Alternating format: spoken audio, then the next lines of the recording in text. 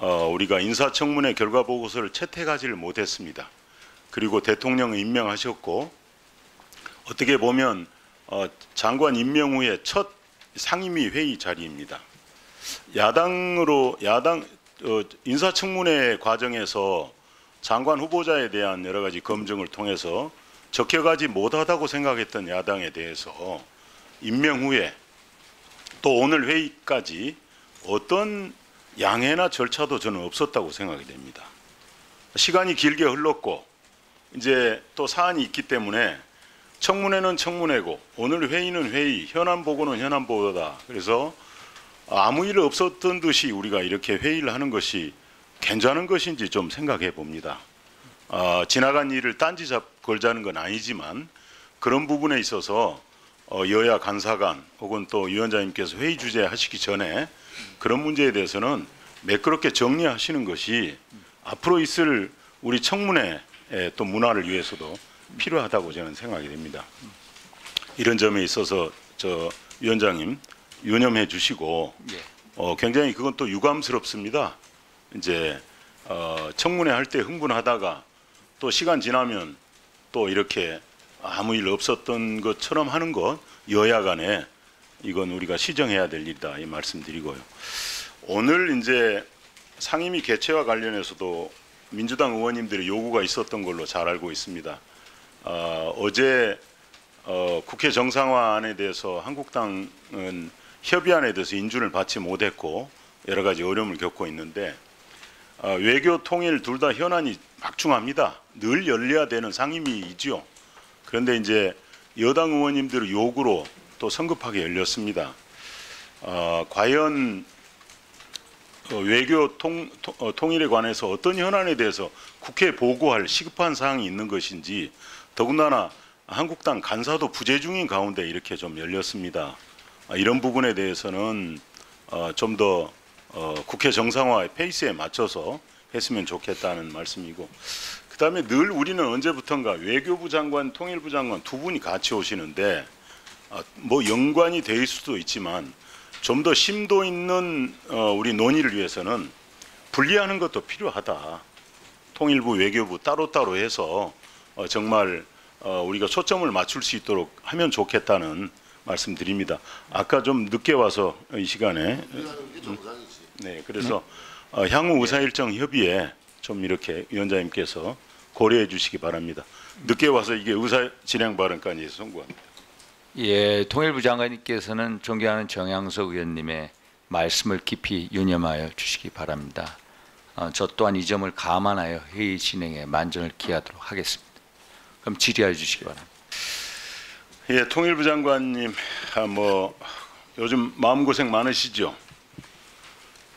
보니까 이제 선배 장관들로부터 질책을 많이 받았어요. 또 뭐 선배 장관들은 축사만 하고 다닌다, 혹은 통일부가 감을 못 잡는다 그러지. 또 야당 의원, 야당, 민주당, 한국당에서는 또 뭐 이렇게 서로 접촉도 없지. 어려움이 참 많으시겠다 이런 생각이 듭니다. 근데 장관께서 이렇게 하셨어요. 뭐 이 축사하고 다니는 게 축사가 아니고 소통이다. 내 나름대로. 그래서 기조연설이나 다양한 형식으로 국민과 소통한다. 그런데 한국당과는 소통을 별로 안 하시네요. 청문회 과정에서는 뭐 이렇게 자주 오시겠다고 하시던데 안 오신 거예요? 우리가 안 만나준 거예요? 그날 축사한 것은 김재경 의원님이 주최한 네. 세미나였습니다. 그 말은 그 대답을 듣고 싶은 거 아닙니다. 주민과 소통한다고 변명하지 않았습니까? 축사가 소통입니까? 자기만 하고 가신 거 아닙니까? 좋습니다. 그래서 좀 힘드시겠다. 그래서 장관 오시더니 그럼에도 불구하고 북한 식량 지원 문제에 대해서 추진하시는 거 봤습니다. 김현철 장관으로서 아마 할 수 있는 일은 또 이것일 거라고 저는 생각이 됩니다. 전임 장관이 합리적이었다고 소문이 나고 야당 의원과 소맥도 마셨다고 했는데 들리는 바에 의하면 청와대와 뜻이 맞지 않아서 청와대 비서실장과 1시간 넘게 전화로 싸웠다는 거예요. 싸우더니 결국은 옷을 벗더라. 아마 그래서 그런지 우리 장관께서는 선배 장관들의 이런 쓴소리에 또 영 여지가 없겠다 이런 생각이 듭니다. 그래서 식량 지원하신다면서 여론 수렴하신다고 그래서 저희들도 좀 관심 있게 봤습니다. 혹시 와서 설명하려나.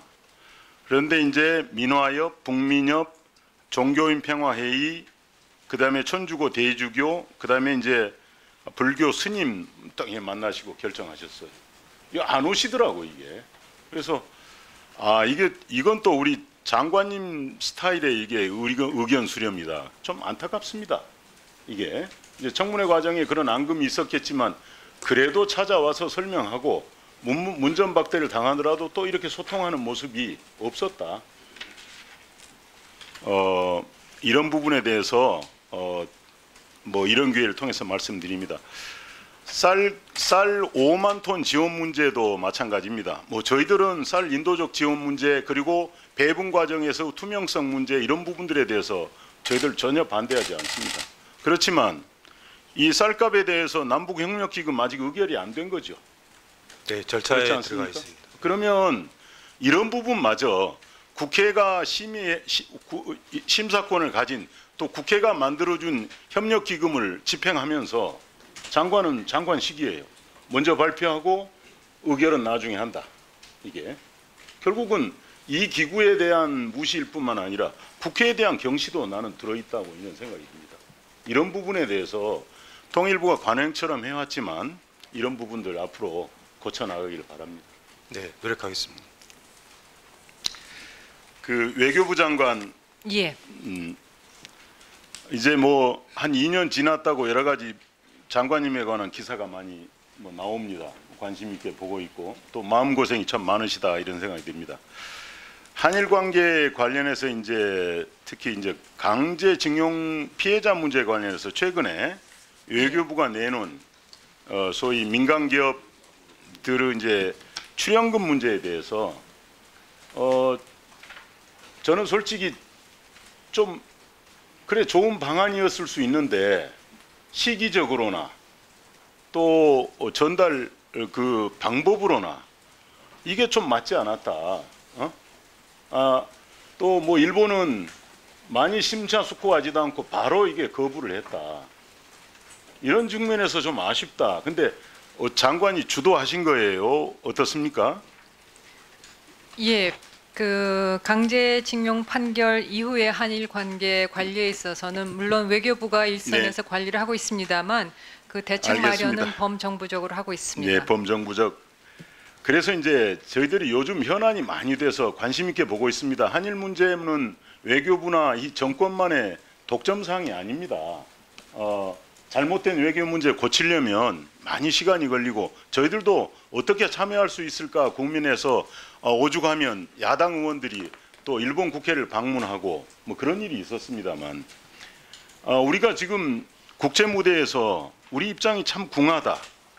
이게 한일 청구권 협정에 분쟁이 생기면 외교상의 경로를 통하거나 중재위원회를 구성하거나 아니면 삼국 정부가 하는 중재위원회를 구성하도록 일본은 우리가 볼 때 일본은 논리적으로 국제사회를 향해서 여론 주도를 잘하고 있는데 우리 측 대응이 타이밍이 늦고 또 메시지도 좀 적절치 않다 이런 생각이 들어요.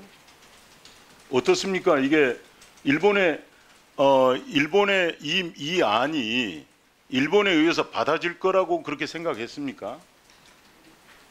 뭐 일본 측의 입장은 또 공개적으로 여러 번 그 이전에도 뭐 그 우리에 대한 3조 1항에 대한 협의 요청이라든가 또 중재 요청이라든가 이런 것이 지속적으로 나오는 상황이었습니다. 저희는 사법 절차를 존중하는 가운데에서 네. 그 판결의 그 이행이 되는 피해자들에 대한 그 배상이 충실히 이행이 될 수 있도록 또 이게 기본적으로 민사 소송이라는 점에서 그 소송 당사자 간의 그 해결책을 마련하는 것이 제일 중요하다. 그런 면에서 그러나 입장을- 국제사회에서 그건 난 논리가 공하다고 봅니다. 저희들도 무슨 해법이 있을까 싶어서 많은 전문가들 위성락 대사, 이원덕 교수, 남기정 교수, 신각수 차관들 그분들이 내놓은 각종 아이디어들을 좀 여러 가지로 검토해 봤습니다.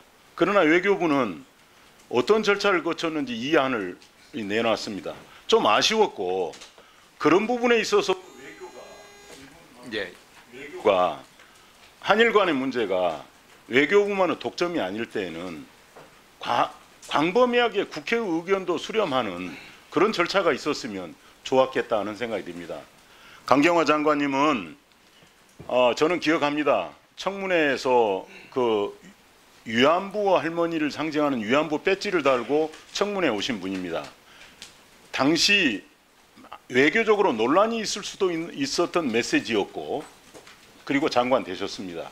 어떻게 보면 장관 취임 이후부터 또 대통령의 공약에 따라서 우리 한일 관계가 과거의 합의를 다시 번복하고 이렇게 지금 갔던 또 지금 한일의 파행에 큰 한 원인이 되어 있을지도 모른다고 생각합니다.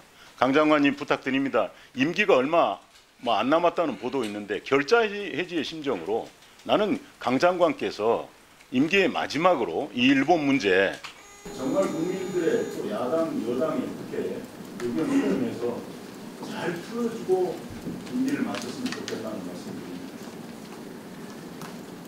네, 의원님 하신 말씀 잘 유념하겠습니다. 장관으로서는 할 때까지 최선을 다하겠다는 말씀밖에 드릴 수가 없고요. 다만 이 한일 위안부 합의 문제하고 이제 강제징용 판결은 좀 근본적으로 다른 점이 있다고 생각합니다. 위안부 합의는 구두의 그 정치적인 합의였고 강제징용 문제는 우리의 최고 재판소의 그 확정 판결이 내린 부분을 입법부로 행정부로서는 충분히 존중을 하면서 문제를 해결해야 나간다는 그런 근본적인 그 맥락의 차이가 있다고 생각합니다. 장관은 외교부 장관입니다. 원인이 어찌됐든 원인은 달랐지만 이것이 한일 외교 분쟁의 원인이 되고 있다고 하는 현실을 직시해야 됩니다. 그런 답변도 예, 충분히 직시를 하고 있다고 생각합니다. 그렇지만 설명드리는 것은 그만큼 이 문제를 해결하는 그 맥락이 굉장히 복잡하고 제한적인 요소가 많이 있다는 것을 말씀을 드립니다만 의원님 지적하신 대로 외교부로서는 또 외교부 장관으로서의 책임감은 막중하다고 매일매일 느끼고 문제를 관리해 나가고 있습니다.